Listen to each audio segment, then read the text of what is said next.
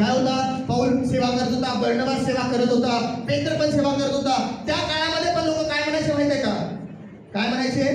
मी पौलाकडनं काय केलेलं आहे? वचन ऐकून तारण प्राप्त केलेलं आहे. मी कुणाचा आहे? मी पौलाचा आहे. मग बर्नबासकडनं आलेले काय म्हणायचे? बर्नबास लय भारी हिलिंग करायचा.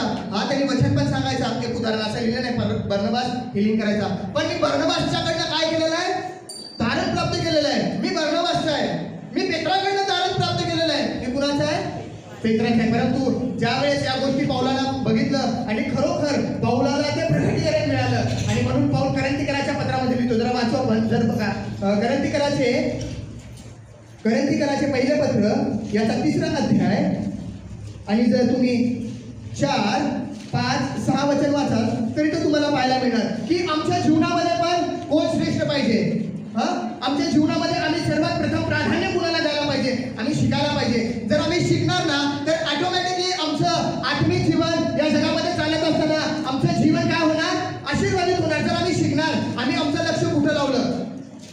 जर आम्ही आमचं लक्ष जसं ते जुन्या काळामध्ये लोक देवदूतांकडे, देवाच्या संदेशांकडे, महायाजकाकडे, पवित्र कोशाकडे लावत होते, तिथं लक्ष लावत होते, परंतु त्यांच्या जीवनाला ते लाभदायक गोष्टी नव्हत्या. त्यांच्या जीवनाला लाभदायक गोष्टी कुठल्या होत्या? देवाचा पुत्र आणि देवाचं वचन. तर आम्ही या गोष्टीकडे लक्ष लावणार ना तर आम्ही पण आमचं जीवन काय करणार? आत्मिक जीवन आशीर्वादित करून घेणार. इथं पौलाला प्रगतीकरण मिळालं बघा. म्हणून पौल काय म्हणतो बघा, करंथीकराचे पहिले पत्र याचा 3रा अध्याय आणि वचन 4 वचनापासून वाचू आपण. कारण जेव्हा एखादा म्हणतो, बघा आता पौल काय म्हणत आहे? कारण जेव्हा एखादा म्हणतो मी पौलाचा आहे. बघा आता इथं पण काय चालू आहे? भेद चालू आहे. काय बघायला मिळतं इथं?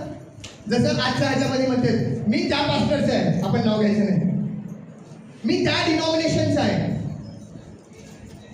इथं म्हणत आहे त्यांनी पौलाचा, म्हणजे हे त्या काळापासून चालत आलेली प्रथा ही आतापर्यंत पण चालू आहे ती. काय म्हणतो तो? कारण एक म्हणतो मी पौलाचा आहे. कारण एक म्हणतो मी पौलाचा आहे, दुसरा म्हणतो व दुसरा म्हणतो मी अपुल्लोसाचा आहे. मी अपोल्लोसाचा आहे.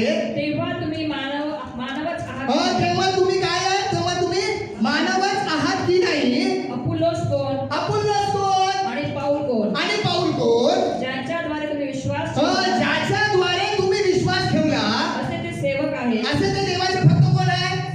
ते फक्त सेवक आहे, देव नाही. कोण आहे ते? देवाचे सेवक आहे.